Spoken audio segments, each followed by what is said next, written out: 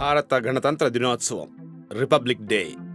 భారతదేశంలో గణతంత్ర దినోత్సవాన్ని భారత రాజ్యాంగం అమలులోకి వచ్చిన రోజుగా జరుపుకుంటారు.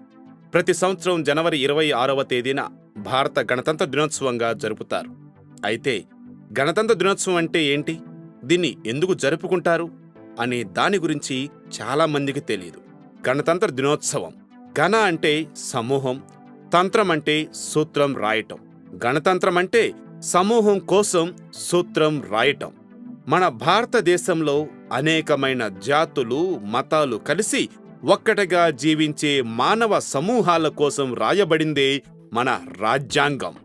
దానిని ప్రవేశపెట్టిన రోజునే మనం గణతంత్ర దినోత్సవాన్ని జరుపుకుంటూ ఉంటాం.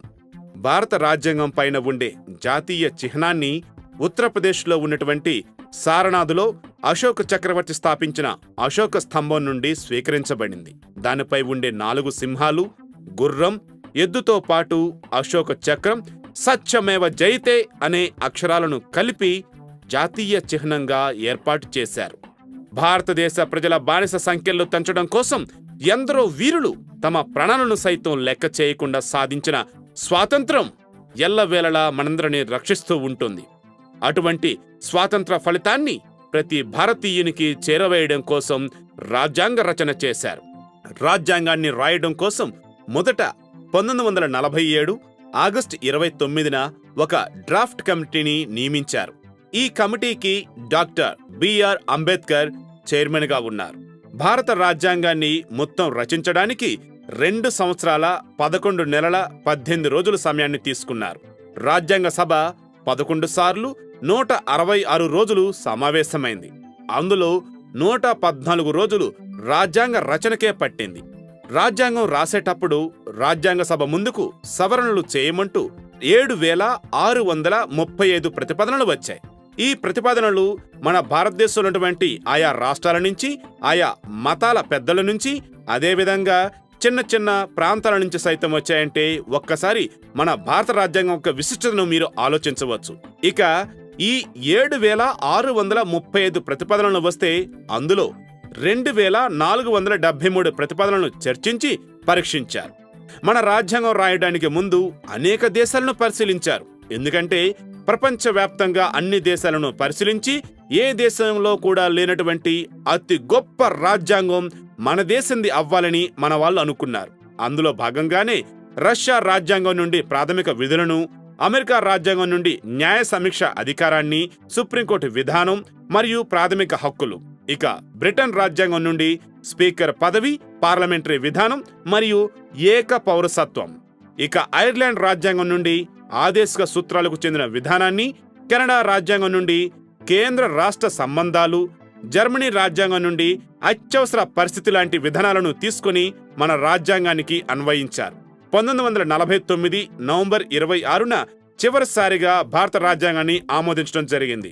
మన రాజ్యాంగం మొదటి పేజీలో భారత ప్రజలు అయిన మేము భారత్ను సర్వసత్తాక, సామ్యవాద, లౌకిక, ప్రజాస్వామ్య, గణతంత్ర రాజ్యంగా ఏర్పరచాలని సామాజిక, ఆర్థిక, రాజకీయ, న్యాయం, ఆలోచన, స్వేచ్ఛ, హోదా, అవకాశాల విషయంలో సమానత్వం, వ్యక్తి గౌరవాన్ని, దేశ సమగ్రతను కాపాడడానికి దీక్షాబద్ధులమై ఉన్నామని 1949 నవంబర్ 26న ఈ రాజ్యాంగాన్ని మాకు మేముగా సమర్పించుకుంటున్నాము అని ప్రతిజ్ఞతో కూడిన వాక్యాలు ఉంటాయి. అయితే మన రాజ్యాంగం మొదట్లో భారత్ను సర్వసత్తాక, ప్రజాస్వామ్య, గణతంత్ర రాజ్యంగా రాశారు. కానీ 42వ రాజ్యాంగ సవరణ అప్పుడు దీనిని సామ్యవాద, లౌకిక, ప్రజాస్వామ్య రాజ్యంగా మార్చారు. సర్వసత్తాక అంటే సార్వభౌమత్వం అని అర్థం. ఈ విధానం ద్వారా ఏ విషయంలోనూ ఏ ఇతర జోక్యాన్ని భారత్ అనుమతించదు. దీనికి బెస్ట్ ఎగ్జాంపుల్ రీసెంట్ గా కశ్మీర్ విషయంలో ఏ ఇతర దేశం యొక్క జోక్యాన్ని భారత్ సహించబోదని తెగేసి చెప్పింది. ఇక ప్రజలు తమకు ఉన్న అధికారంతో ఓటు హక్కుని ఉపయోగించుకుని తమ ప్రతినిధులను ఎన్నుకుంటారు. వారిని ప్రజాప్రతినిధులుగా మనమంతా కూడా పిలుచుకుంటాం. ఈ సార్వభౌమాధికారం ప్రజలకు మాత్రమే ఉంటుంది. అందుకే దీనిని మనం గొప్పగా పిలుచుకుంటూ ఉంటాం. అందుకే మనది ప్రజాస్వామ్య దేశం అని చెప్పి గర్వంగా చెప్పుకుంటూ ఉంటాం. ఇక సామ్యవాదం అనగానే భారత్లోని ప్రజలందరి ఆదాయాలను సమానం చేయటం, ధనికులకు పన్ను విధించి పేదవారికి సంక్షేమ కార్యక్రమాలు నిర్వహించటం. లౌకికవాదం అంటే ఈ దేశంలో ఎన్నో వందల మతాలు ఉన్నా ఇక్కడ అందరూ కలిసి ఉంటామని చెప్పటమే. కాబట్టి రాజ్యాంగం దృష్టిలో ప్రతి మతం సమానం అన్నది లౌకిక అన్న పదానికి అర్థం. దీనిని 42వ రాజ్యాంగ సవరణలో చేర్చారు. ప్రజాస్వామ్యం అంటే ప్రజల చేత, ప్రజల కొరకు, ప్రజలు నిర్వహించే ప్రభుత్వం అని అర్థం. దీనికి అబ్రహం లింకన్ ఎప్పుడో ఒక గొప్ప నిర్వచనం కూడా ఇచ్చాడు. ఇక ప్రత్యక్ష ప్రజాస్వామ్యం, పరోక్ష ప్రజాస్వామ్యం అని 2 రకాలుగా మన దేశంలో ఉంటూ ఉంటాయి. మనది పరోక్ష ప్రజాస్వామ్యం అంటే మనం ఓటు హక్కు వినియోగించి ప్రతినిధులను ఎన్నుకోవటం. ఇక 1950 జనవరి 24న 308 మంది రాజ్యాంగ సభ సభ్యులు సంతకాలు చేశారు.